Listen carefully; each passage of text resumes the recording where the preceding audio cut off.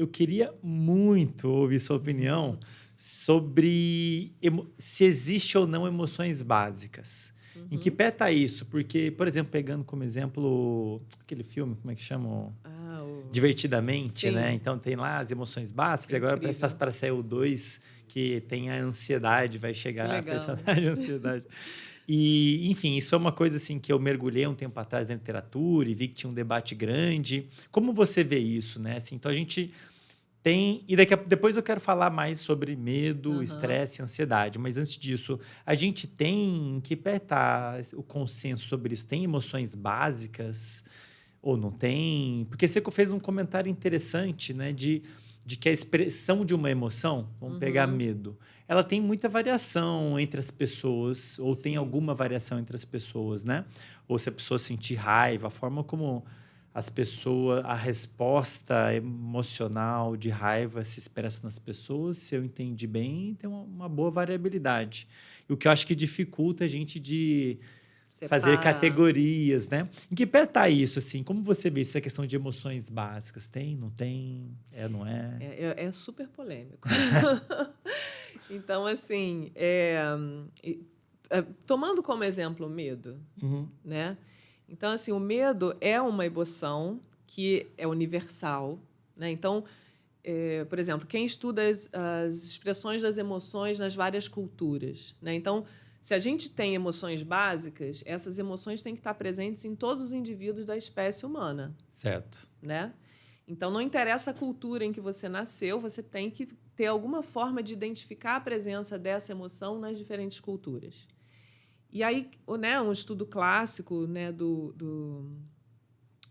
estudando esse tipo de expressão, esse tipo de conceito, investigou as expressões faciais, né, em que se utilizou fotografias de pessoas com várias expressões emocionais, e aí você pedia para pessoas de vários grupos diferentes, né? Então, tribos super isoladas da África, pessoas de locais mais, né, de civilização ocidental, enfim. E aí se identificou 5 tipos de emoções básicas, né? Que é uma coisa que... Então, parece que essas emoções realmente estão presentes em todas as culturas. Ok. Só que quando você vai para a caracterização dessas emoções, isso é o reconhecimento da expressão facial. O que vem junto com a emoção é toda a reatividade corporal, né? E aí você pensa, bom, então se existem emoções básicas, deve haver assinaturas fisiológicas para essas emoções. O corpo vai responder mais ou menos do mesmo jeito quando tiver com medo, ou alegre, ou nojo. Nem lembro mais quais eram. É tristeza, nojo, raiva, alegria. Certo. E a outra agora tem que lembrar. Tristeza, nojo, raiva, alegria. Medo, né? Tristeza, medo, raiva, alegria e nojo. Isso. E a maioria é negativa, né? Curioso, né? Exatamente. Então, assim, você tem que, junto com o relato, né? Então, você relata o tipo de identifica a emoção numa face, você tem que ter uma resposta corporal associada, que deve ser única dessas emoções. Então, deveria haver um padrão de reatividade do coração, um padrão de reatividade cerebral único para cada emoção. Isso nunca foi identificado. Né? Então, até porque, então, voltando, né? Tomando como exemplo o medo vai surgir em situações de risco, né? Em que há algum risco associado, enfim. E, dependendo do contexto em que acontece o risco, você pode ter tanto bradicardia, que é a redução dos batimentos, quanto taquicardia. Numa situação de medo. Numa situação de medo. Dependendo se o estímulo, né, aversivo, o que te cause medo, está mais próximo de você ou mais distante, o nível de perigo vai gerar respostas cardíacas diferentes. Então, eu acho muito difícil a gente estabelecer essas são emoções básicas. Um conceito parecido seria assim, existem respostas inatas, né? Então, coisas que você já nasce. Você não aprendeu. Nasceu programado para responder assim. Então, por exemplo, medo de determinados animais não é.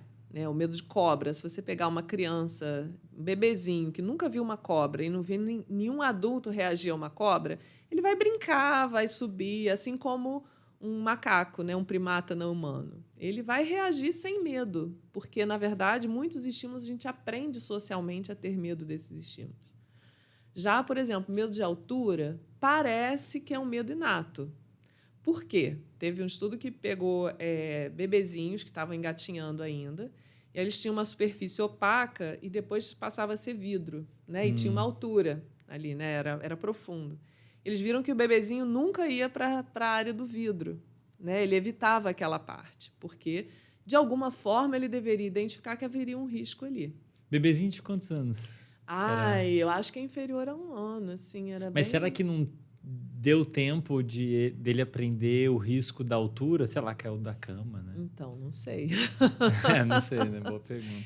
Porque, na verdade, assim, se ele já se desloca, né? Se ele consegue engatinhar, teoricamente ele teve Talvez. alguma experiência. Uhum. Difícil testar, né? Difícil testar. Então, assim, os medos inatos são muito difíceis de serem identificados e ter consenso. Então, às vezes, tem pessoas que não, existem tais medos são inatos.